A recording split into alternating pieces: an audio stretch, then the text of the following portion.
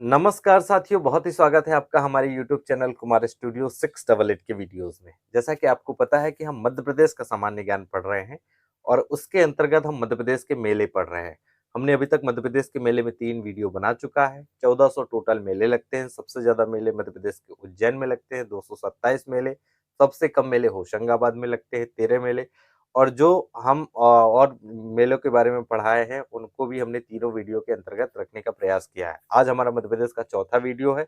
इससे पहले अगर आपने हमारी पुरानी वीडियो नहीं देखे हैं, जो मध्य प्रदेश के मेलों में बने हैं, इसके पहले हमने मध्य प्रदेश का सामान्य ज्ञान और पढ़ाने का काम किया था। लगभग हमारे 120 वीडियो इस यूट्यूब चैनल कुमार स्टूडियो 688 में बन चुके हैं। तो आप अगर चैनल में पहली बार हैं तो हमारे चैनल को जरूर सब्सक्राइब करें, साथ ही साथ बेल आइकन को दबाएं। बेल आइकन दबाने से होगा कि जितने भी एजुकेशन वीडियो हम इस चैनल में डालें तो नोटिफिकेशन के माध्यम से सबसे पहले आप तक वो पहुंचे। तो आज चर्चा करते हैं मध्य प्रदेश के मेले में, और मध्य प्रदेश के मेले में देखेंगे कि मध्य प्रदेश के मेले में और क्या क्वेश्चन हो सकते हैं। मध्य प्रदेश के मेले, तो मध्य प्रदेश के मेले में हम देखने का प्रयास करेंगे। हमारे पास पहला मेला है जनकपुर का मेला। जनकपुर का मेला, जनकपुर का मेला। तो जो जनकपुर का मेला है ये कहाँ लगता है, तो ये पन्ना जिले में लगता है। पन्ना से 5 किलोमीटर की दूरी पर आपका एक गांव मिलेगा, जनकपुर। जनकपुर एक गांव है जो पहाड़ी खेड़ा के समीप है। पहाड़ी खेड़ा गांव के समीप जनकपुर गांव है। उस जनकपुर गांव में ही जनकपुर का मेला आयोजित कराया जाता है। और आपको ध्यान रखना है कि ये जो है वो जनकपुर का मेला रथ यात्रा भगवान भगवान की रथ यात्रा निकलती है और उस रथ यात्रा में ये 5 दिन का मेला लगता है। टोटल 5 दिन या 4 दिन, दो भी ऑप्शन में जो भी आए, 5 या 4 दिन। तो स्टार्टिंग डे तो शाम से ही होती है और रात में भी ये मेला आयोजित कराया जाता है। तो 4 या 5 दिन जो भी ऑप्शन में आए करेक्ट करिएगा। इतना तो पूछेगा नहीं कितने दिन लगता है, लेकिन इतना पूछ सकता है कि जनकपुर का जो मेला है वो कहाँ लगता है। पन्ना में लगता है, 5 किलोमीटर की दूरी है जनकपुर की, पहाड़ी खेड़ा की। एक्चुअल में जो पन्ना है, पन्ना से जो रोड गई है वो पहाड़ी खेड़ा गई है। और पहाड़ी खेड़ा के रोड में, पन्ना और पहाड़ी खेड़ा की रोड में जनकपुर गांव आता है। और उसी गांव में ये रथ यात्रा निकाली जाती है, जिसमें 5 या 4 दिन का मेला आयोजित कराया जाता है। कौन सा? जनकपुर का मेला। तो होपफुली ये फैक्ट आपको अच्छे से समझ आ गया होगा। आ गया तो कमेंट करके जरूर बताएं, तो हमें भी तसल्ली हो जाती है कि तुम्हारा भाई जो पढ़ा रहा है वो लगभग सही फैक्ट बता रहा है। तो देखोगे अगला है हमारे पास कुआं ताल का मेला। कुआं ताल का मेला, तो जो कुआं ताल का मेला है ये भी कहाँ लगता है? मध्य प्रदेश के पन्ना जिले में लगता है। और कुआं ताल स्थान में लगता है। कंगली देवी कंगली देवी के मंदिर में लगता है। कंगली देवी के मंदिर में यह मेला लगता है, जो नवरात्रि के उपलक्ष्य पर लगाया जाता है।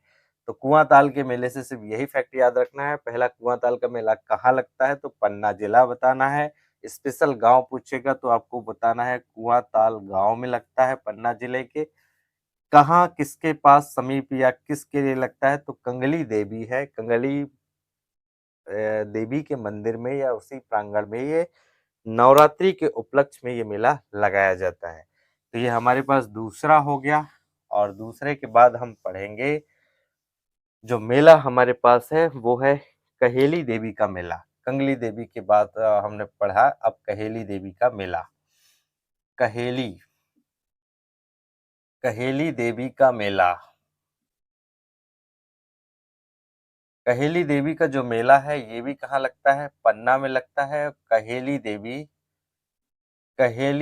के मंदिर में लगता है। कहेली देवी के मंदिर में लगता है। और ये कब लगता है? अप्रैल या मई में।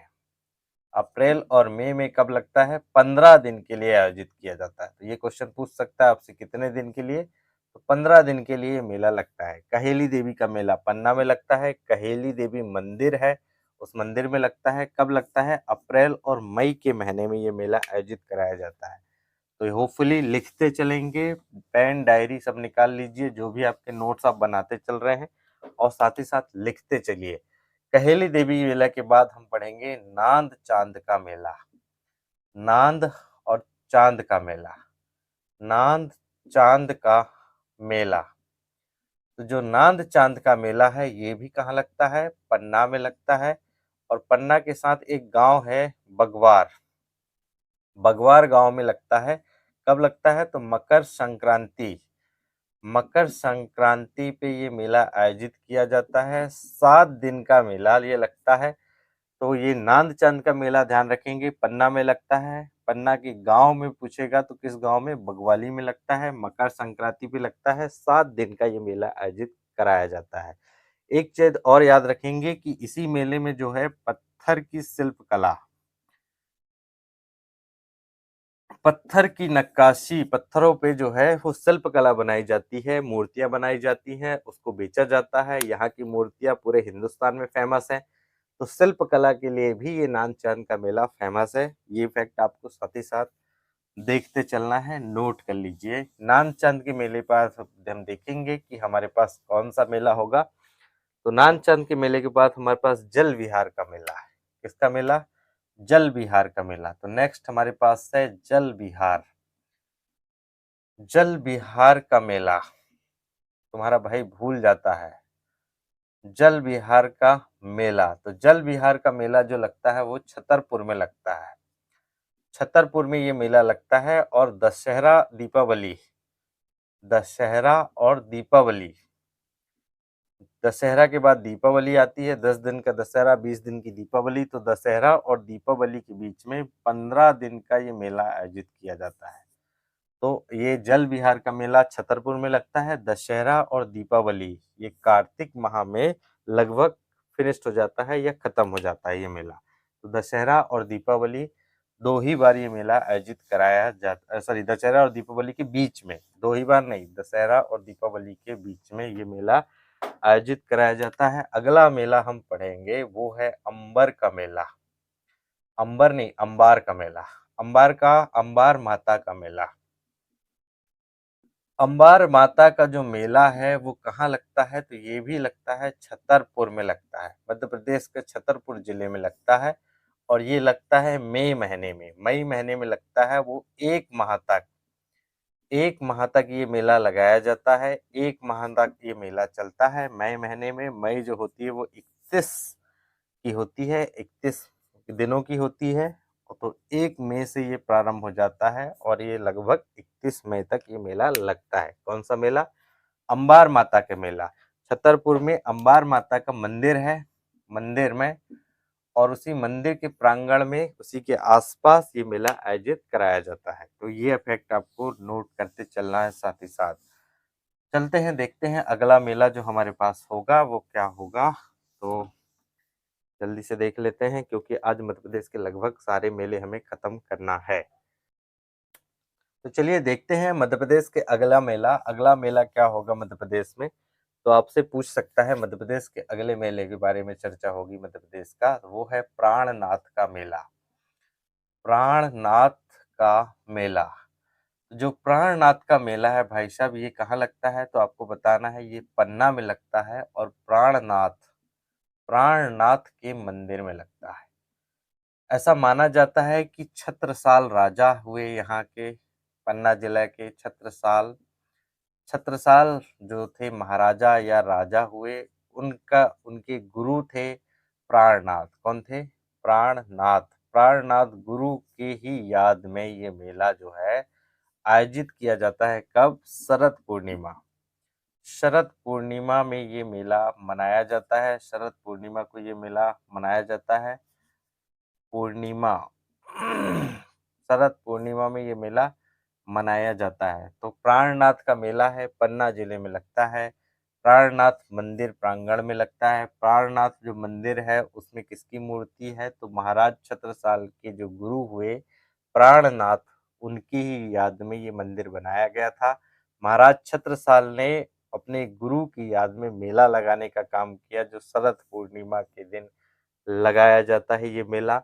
मध्य प्रदेश के पन्ना जिला, आपको ध्यान रखना है, मध्य प्रदेश के पन्ना जिले में ये मेला लगाया जाता है। और इसमें जो प्राणनाथ हैं, आप ध्यान रखेंगे कि जो प्राणनाथ हैं वो प्रणय संप्रदाय प्रणय संप्रदाय प्रणय संप्रदाय के जनक हैं, या प्रणय संप्रदाय जो बना वो प्राणनाथ उसके जनक माने जाते हैं। तो आपको ध्यान रखना है ये फैक्ट, ये मेलों में तो याद रखना नहीं है, लेकिन आपसे पूछ भी सकता है कि प्रणय संप्रदाय के जनक कौन थे, तो आपको बताना है कि प्राणनाथ जो थे वो प्रणय संप्रदाय के जनक थे। तो प्राणनाथ का मेला पन्ना जिले में लगता है। महाराज छत्रसाल के गुरु जो थे उनकी याद में ये मेला लगाया जाता है, और शरद पूर्णिमा को ये मेला लगाया जाता है। अगला मेला हम देखेंगे जो मध्य प्रदेश में आपकी एग्जामिनेशन में आएगा, वो है बड़े बाबा का मेला। बड़े बाबा का मेला, तो बड़े बाबा का जो मेला लगता है वो लगता है दमोह में। मध्य प्रदेश के जबलपुर के साइड में खूबसूरत जिला है दमोह, वहां पर बड़े बाबा का मेला लगता है। बड़े बाबा में आपको ध्यान रखना है कि ये जो बड़े बाबा हैं ये कुंडलपुर के क्षेत्र में रहते थे, जो कहाँ आता है, दमोह जिले के अंतर्गत आता है। और ये जैन धर्म से संबंधित है। अब हम धर्म विशेष में आ जाते हैं, तो ये जो है जैन धर्म से संबंधित है। बड़े बाबा का मेला ये लगता है किस माह लगेगा, तो आपको ध्यान रखा है कि मघ के शुक्ल पक्ष में ये मेला लगता है। कल ही बताया था कि एक महीने में दो पक्ष होते हैं, एक शुक्ल पक्ष और एक होता है कृष्ण पक्ष है। तो शुक्ल पक्ष और कृष्ण पक्ष होते हैं। तो मघ जो महीना होता है हिंदी का, चैत वैशाख जेठ आषाढ़ सावन भादो कार्तिक गगन पुष मघ शुक्ल, तो मघ जो महीना होता है उसमें शुक्ल पक्ष में ये मेला लगाया जाता है, कृष्ण पक्ष में नहीं लगता। हर पक्ष जो होता है वो 15 दिन का होता है। एक पक्ष जो लास्ट का होता है उसे पूर्णिमा कहते हैं, इतना तो पता ही होना चाहिए। एक एकम से लेकर ये 15, यानी हम जब गिनेंगे तो जो लास्ट का 15 होगा इसे ही पूर्णिमा कहते हैं। तो पूर्णिमा किसे कहते हैं इतना तो पता ही होना चाहिए। आप मध्य प्रदेश के एग्जाम नॉमिनेशन दे रहे हैं, नहीं पता है तो आज से ही पढ़ाई छोड़ दो, पढ़ने की जरूरत नहीं है। कि तुम्हारा भाई नहीं बन पाया तो तुम कब बन पाओगे।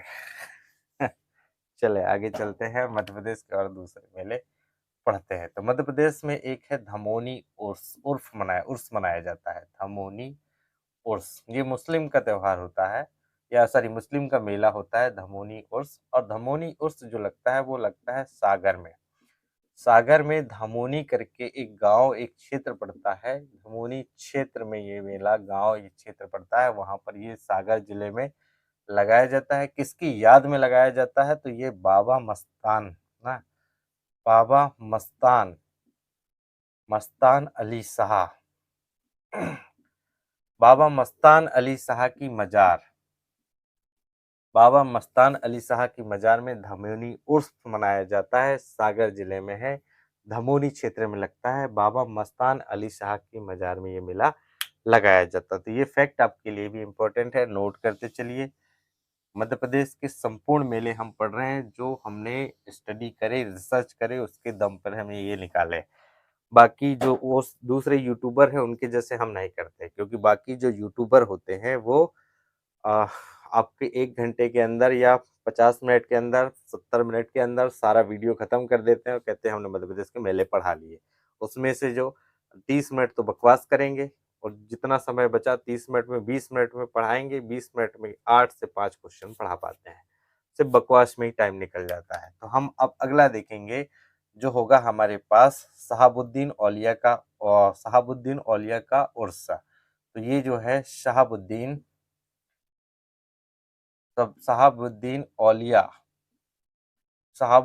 औलिया का मेला या उर्स, मेले को ही कहते हैं उर्स, उर्दू में उर्स। तो शहाबुद्दीन औलिया या मेले का जो शहाबुद्दीन औलिया का जो मेला है वो कहाँ लगता है, तो ये नीमच में लगता है, नीमच जिला है। ये जो लगता है फरवरी महीने में लगता है, फरवरी के महीने में ये मेला लगाया जाता है। बाबा शहाबुद्दीन की मजार, बाबा शहाबुद्दीन की मजार में ये मेला लगाया जाता था। शहाबुद्दीन औलिया का उर्स कहाँ लगता है, तो ये मध्य प्रदेश के नीमच में लगता है। नीमच जिला है मध्य प्रदेश का, जो राजस्थान से लगा हुआ है, पश्चिमी जिला है मध्य प्रदेश का। फरवरी महीने में ये उर्स लगाया जाता है, मेला लगाया जाता है और बाबा साहबुद्दीन की मजार या जहाँ उन्हें दफनाया गया था, उन्हीं पर उस वही स्थान पर वही उनकी याद में ये मेला या ये उर्स जो है वो मनाया जाता है। आगे हम देखेंगे बाबा गरीबनाथ का मेला। तो बाबा जो गरीबनाथ है उनका मेले देखने की बात होगी। बाबा गरीबनाथ का मेला, बाबा गरीबनाथ का मेला, बाबा जो गरीबनाथ का मेला है ये लगता है शाजापुर में, मध्य प्रदेश के शाजापुर में ये मेला लगता है। अवंतीपुर जगह है मध्य प्रदेश में, शाजापुर में अवंतीपुर गांव का नाम है, क्षेत्र का नाम है, वहां पर ये मेला आयोजित कराया जाता है। कब लगता है? मार्च और अप्रैल में। कहां पर? मार्च और अप्रैल, मार्च और अप्रैल 2 महीने में ये मेला लगता है। कौन सा? बाबा गरीबनाथ का मेला लगता है, शाजापुर में लगता है, मध्य प्रदेश के अवंतीपुर जो है वो गांव का नाम है, वहां पर ये मेला लगता है। मार्च और अप्रैल के महीने में ये मेला लगाया जाता है। तो होपफुली वीडियो आपको पसंद आ रहा होगा, तो इसे देखने के बाद जरूर शेयर करें। साथ ही साथ चैनल में नए हो तो सब्सक्राइब जरूर कर लें, क्योंकि बिना सब्सक्राइब करे काम नहीं चलेगा और फिर दिक्कत होगी। तो अगला हमारे पास है, देखते हैं बडोनी का मेला। ये इसकी क्या विशेषताएं हैं देख लेते हैं। बडोनी का मेला तो जो बडोनी का मेला है ये मध्य प्रदेश की दतिया में लगता है। दतिया में बडोनी गांव में लगता है, इसलिए इसे बडोनी का मेला कहते हैं। बडोनी, बडोनी गांव है, गांव का नाम है बडोनी। और ये मेला लगता है शिवरात्रि में, शिवरात्रि। और एक समय और लगता है जो है गुरु पूर्णिमा। कब? गुरु पूर्णिमा गुरु पूर्णिमा और शिवरात्रि में ये बडोनी का मेला लगाया जाता है। मध्य प्रदेश के दतिया में लगता है बडोनी का मेला।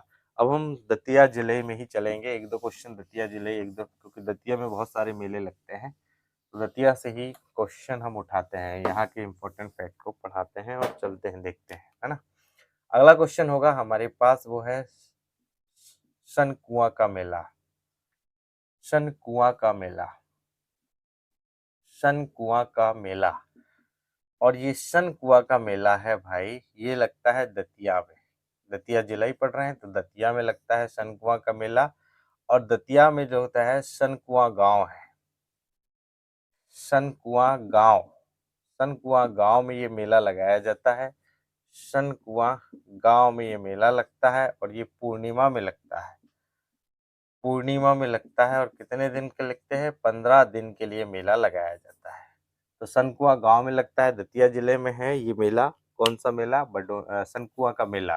इसके पहले बडोनी का मेला पढ़े है ना।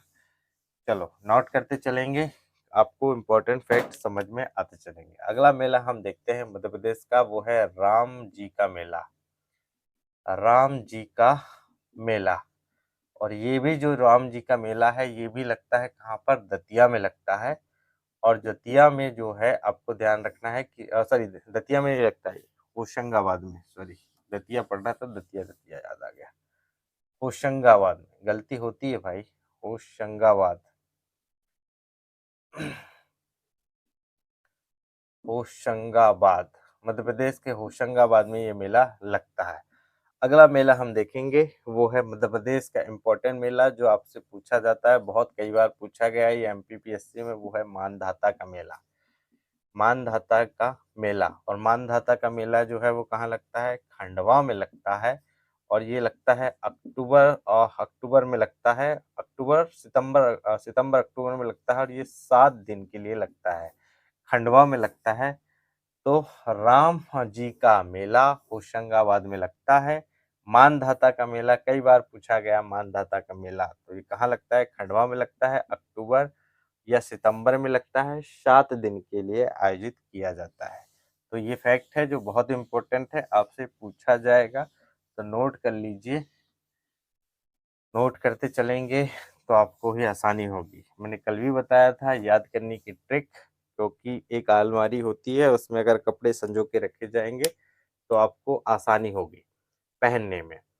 और अगर आपका दिमाग में ज्ञान डाला जाएगा और कपड़े को ऐसे-वैसे फेंक देंगे, उसी तरीके से ज्ञान को अगर ऐसे-वैसे दिमाग में फेंक देंगे, तो फिर निकालने में बड़ी दिक्कत जाती है। तो चलते देखते हैं अगला हमारे पास कौन-सा मेला है।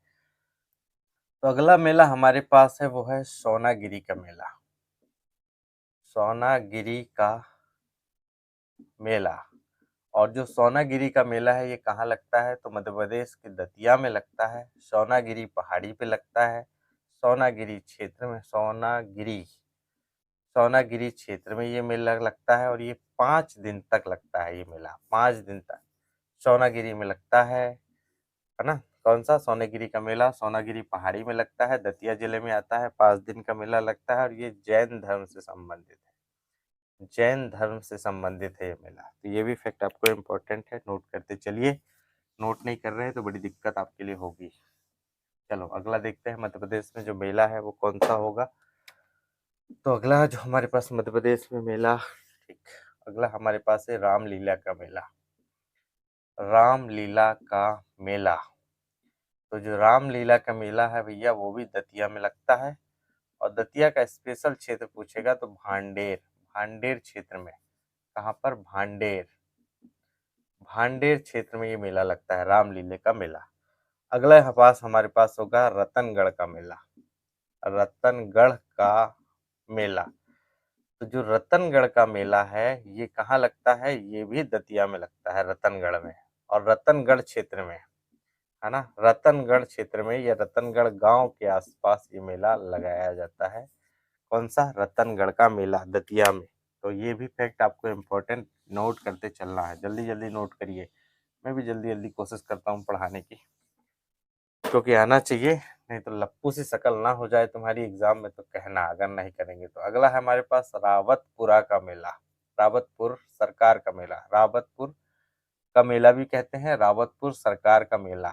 सरकार तो मैंने अपनी तरफ से जोड़ दिया है, स्पेशल इसका नाम रावतपुर का मेला है, क्योंकि क्षेत्र गांव का रावतपुर ही है। तो रावतपुर सरकार का मेला या रावतपुर का मेला आपसे पूछा जा सकता है कि रावतपुर का मेला कहाँ लगता है। तो रावतपुर सरकार फेमस है, आप लोग सब लोग तो जानते ही होंगे, नहीं पढ़े इसके बाद भी। तो रावतपुरा सरकार है वो भिंड में रहते हैं। कौन से जिले में? भिंड में रहते हैं, और भिंड में एक तहसील का नाम है लाहार तहसील।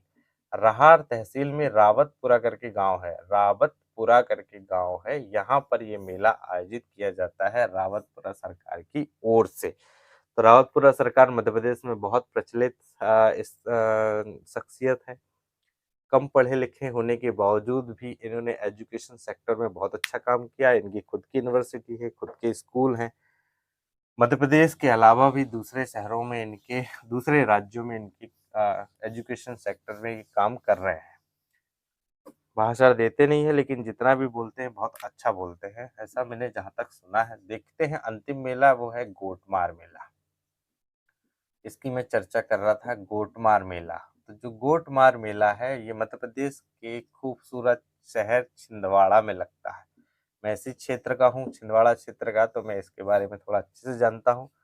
तो जो छिंदवाड़ा क्षेत्र है मध्य प्रदेश के, वहाँ पर पांडुरना, पांडुरना एक जगह का नाम है, एक तहसील है छिंदवाड़ा की, उस तहसील में ये मेला लगता है। और इसकी विशेषता है कि ये भादो मास में लगता है। भादो मास में ये मेला लगता है, और कृष्ण पक्ष में लगता है, अमावस्या, अमावस्या अमावस्या के दिन पोला जो होता है, पोला के दूसरे दिन पोला के दूसरे दिन ये मेला लगाया जाता है। कौन सा? गोटमार का मेला छिंदवाड़ा में पांडुरना में लगता है, भादो मास कृष्ण पक्ष में लगता है, अमावस्या कृष्ण पक्ष की अमावस्या को लगता है। जो पोला मनाया जाता है उसके दूसरे दिन ये मेला आयोजित कराया जाता है। इसमें क्या होता है कि जो पांडुरना के निवासी हैं, एक तरफ पांडुरना के निवासी हो जाते हैं, पांडुरना के निवासी एक तरफ हो जाते हैं, एक तरफ एक गांव के निवासी हो जाते हैं। पांडुरना से लगा हुआ सनकपुर गांव है, वहां के निवासी एक तरफ हो जाते हैं। बीच से एक नदी बहती है, और नदी के दोनों तरफ लोग खड़े होते हैं। बीच में एक पलास या पलसा का पौधा जो है पेड़ को एक दिन पहले गड़ा दिया जाता है, उसकी पूजा कर दी जाती है, उसके ऊपर एक झंडा गाड़ दिया जाता है और झंडा ये शर्त होती है कि जो पांडुरना के निवासी हैं वो उस झंडे को दूसरे दिन उसको निकाल के और देवी के मंदिर में ले जाके पूजा करेंगे। तो इधर से दूसरे दिन जो होते हैं वो पांडुरना के लोग आते हैं, इधर से गाँव के लोग आते हैं। दोनों तरफ किनारे पे गाँव के लोग खड़े रहते हैं पत्थर ले लेके। इधर वाले को पत्थर मारते हैं, इधर, इधर, इधर, इधर ऐसे दिन भर चलता रहता है। सुबह 8 बजे से ये प्रारंभ होता है, शाम के 5 बजे तक ये मेला चलता है। और पहली शर्त रहती है कि जो झंडा लगाया गया है पलास के पेड़ के ऊपर, जो नदी है उसके बीचों-बीच, उस नदी में जो पेड़ है उस पेड़ से झंडा निकाल के ले जाना। जब झंडा निकाल लेते हैं तब ये मेला खत्म कर दिया जाता है। ये गोटमार मेला है। गोटमार इसलिए क्योंकि इस क्षेत्र में जितने लोग रहते हैं वो मराठी भाषा के रहते हैं। मराठी भाषा के लोग हैं और मराठी भाषा में जो गोटमार का अर्थ होता है पत्थर। गोट मार मतलब पत्थर, गोट मतलब होते पत्थर, मार मतलब फेंकना या मारना। तो पत्थर को फेंकना या मारना ये मेला है। मध्य प्रदेश सरकार ने प्रयास किया सन 2009 में, क्योंकि मानव अधिकार आयोग ने ये लिया कि इस तरीके का खूनी मेला हमारे प्रदेश में हो रहा है। कौन सा मेला?